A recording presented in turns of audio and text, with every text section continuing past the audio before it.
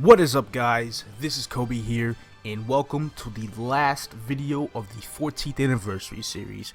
I'm going to be reviewing the entire event. I'm going to be going over every little thing that we did and talking about some different things that I didn't talk about in the previous videos because they didn't really match the topic to it. But we are going to, go in depth on that right now. We're going to go in order from what I covered first, starting with the Stardust System, all the way to, the last, all the mini games that I covered. So without further ado, let's get right into it.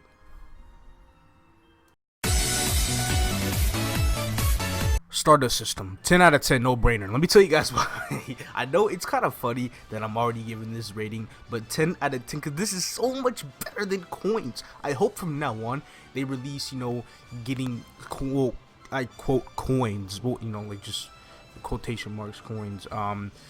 I say it, well, okay, they're technically stars, but the way you get them is so unique. Like, you can even AFK for them. You can AFK for them, play mini games for them, kill monsters with them without having the need to collect boxes and open boxes one by one to be able to get these so-called stars.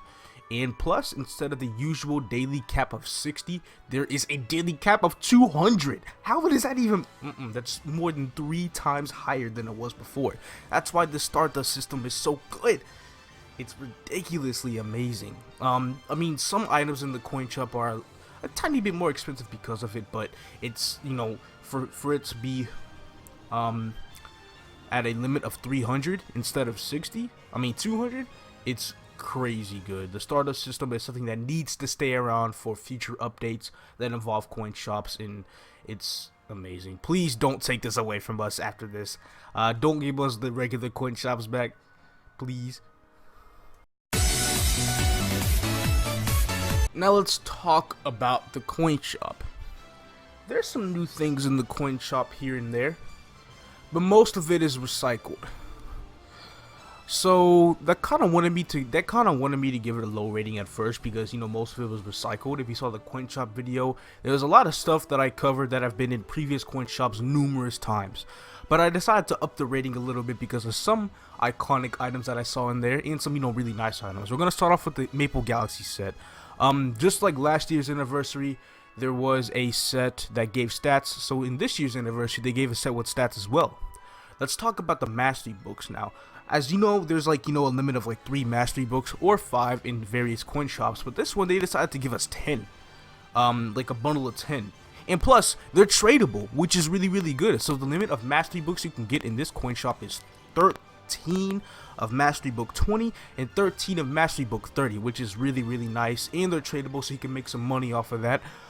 There is also the Kaiser color changes. Oh my god, these are the most iconic, to be honest. They haven't been around since the Tempest update, which was summer 2012 in KMS. So for them to bring it back from almost 5 years, that's go Nexon. That's really nice. And then bring it back to Vengeance Ring. I know some people really missed their opportunity with the Vengeance Ring, even though it's probably been gone for about 8 months, not too long, but still, you're able to get the Vengeance Ring again once it comes around, so which is really nice. But because of that, I decided to give the coin shop a total rating of 7 out of 10. It gave some nice items, or provided some really nice items, like I said before, just recycled as usual. Nothing, other than, like the Kaiser color changes, the amount of mastery books I can get, and the return of the Vengeance Ring. It wasn't too appealing.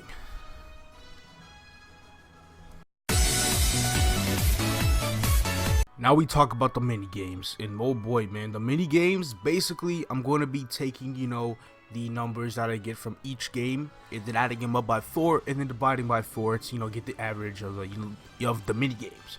So we're going to be starting off with Extreme Rail. Extreme Rail, like I said before, 10 out of 10. This is just something that we haven't seen in Maple before, even though it's something like the mobile game Subway Run. I believe that's what it's on, and that's what it's called. But it's just for them to actually introduce something like this in MapleStory. It's really unique. It can get kind of addicting, which is awesome, which is also pretty nice as well. It gets kind of fun, especially once you get, later on, and it gets faster. It gets a little bit more challenging. So it was really nice for them to include extreme rare like that, because there's people who actually enjoy doing that. There's people who go in there over and over and over, and plus there's no daily limit to any of these mini games as well. Next we have Battle Reverse. This is basically a copy of the, I say, board game Othello, although I've never really played Othello on an actual board before, only like electrical. But I gave this a 10 out of 10. Once again, it's because it's something that we haven't seen in Maple. If I remember correctly, we've had many other games like Uno, Monopoly. Those are the only two we could think of. But we just had there's also Yut, but I've never played Yut IRL before. But also the amount of coins that Othello gives, aka Battle Reverse, it's insane. Well, the amount of points that you get, the amount of stars, it's crazy. You get like 9 for a win and about 6 for a lose or so, somewhere around there. It's just insane. It's the best game to play if you're farming for points, and because it's the best game to play, it gets a 10 out of 10 as well. Now we have Frozen Link. I gave this an 8 out of 10. Reason being is because there's really nothing else to do there but grind. But why I gave it an 8 out of 10 is because the EXP is just out of this world. Like come on. I mean, well, was that a pun? Since I'm in a galaxy? I don't fucking know. But the EXP here is amazing. Not only is the base EXP, similar to that of Star Force monsters around your level, or at least for 100 plus players. I'm not really sure how it goes for minus 100. Maybe it's a little bit more than Star Force mobs. But there's also a 120% damage boost. 120% EXP boost that you get while you're hunting there as well. Not to mention, these guys have half the amount of health as the regular Star Force monsters do, and give slightly more EXP. That is crazy. And for 3,000 monsters, you can hunt there for around 20 to 30 minutes or so if you're actually training there efficiently, and it's super nice. That's why I give that an 8 out of 10. The EXP is just ridiculously amazing. And the last one we have M426 Mission to Space. This was the worst one, to be honest. I hated it. It's just, the same DDR, but with the aliens, instead of arrows. And it was lame. The fever, it was pretty nice when you go into that fever mode, you start pressing space, but it's just so basic, and this feature has been in the games like a lot now. But because it gives, rewards and whatnot, it's actually the game that gives the worst amount of stars, the lowest amount. So I gave it a 7 out of 10, and that's being sort of generous. So we take all 4 of these numbers, add them up, and then divide them by 4. We get a total of 8.75 from the mini games alone.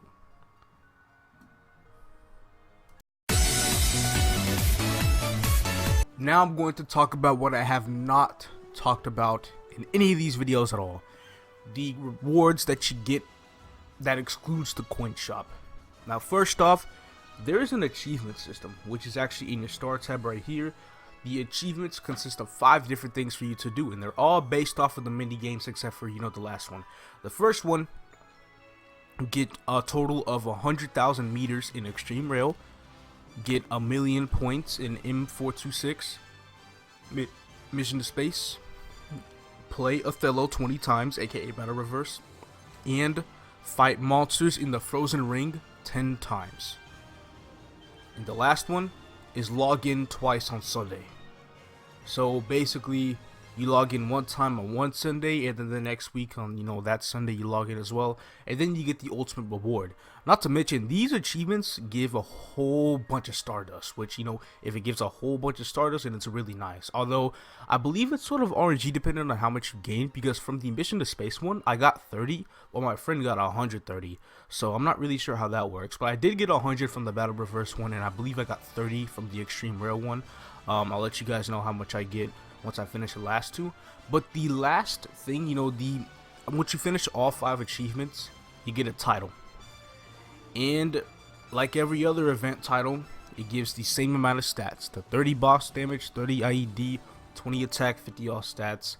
Nothing new. Recycle title, last 30 days, expires, temporary stuff and whatnot. This, could be better. But the next one was actually on April 29th. I don't really have any footage of it because I had, kind of skimmed through it because it was only through, that day only, and I forgot to record it. But it's basically an event where you collect boxes every 30 minutes. And for every 2 hours, you can collect a box that gives you 500 mileage, which is and also gives you a chance to receive between 5,000 maple points to 1 million maple points. And for every 2 hours you claim boxes, from the 4 boxes that you claim every 2 hours, you get 45 minutes of 2x coupons. You get roughly around 50 to 100. I think it was like 80 star points for every 2 hours you collect boxes. It was some really, really, really nice stuff. But the problem of it was just, it's so short. Not really enough time to get on and collect everything. Just the event was actually only 12 hours long, and it's already over, and I only collected one cycle of the 2-hour boxes, and I got some nice amount of Stardust, but that's really all that came from it that was actually valuable, other than 45 minutes of 2x. So for the non-coin shop awards, I'm going to have to give it a 6 out of 10. Could have been much better than it was.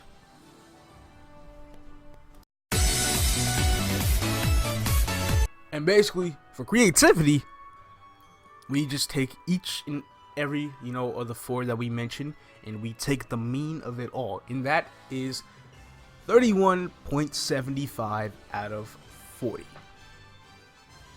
So, that's when we start doing, the review. Because this was a total of 31.75 out of 40 throughout the entire event, the overall, in a star rating of 5, I'm gonna have to give it 4. Definitely some new concepts that are worth doing. The rewards for some of the mini games are valuable, most of them, other than Mission to Space, to be honest with you. Mission to Space isn't even fun at all. But there's also Extreme Rail, which is actually pretty fun. Battle Reverse gives a whole bunch of coins, and if you like that style of board games, then go ahead and do it. Frozen Ring for the EXP, the new star system that replaces coins, and the way to farm them is like a million times better. And the coin shop had some pretty nice items. So those, I just, basically these are the good things to look forward to. I said all the bad things earlier in the video about this coin shop, or about this anniversary event in general. And I've given it 4 stars because it's really, really nice. And it is something that you should definitely be looking forward to. And that concludes the 14th anniversary series. If you made it through, I just want to say thank you very, very much for sticking around. It really does mean a lot to me. I hope you enjoyed all the videos I released within the past week. I'm going to go back to, the regular videos after this. If you enjoyed the, entire thing, or you just watched this video alone, please leave a like, subscribe if you haven't, that is if you want to. And I'll be looking forward to making much more videos for you guys later. Peace out, everybody.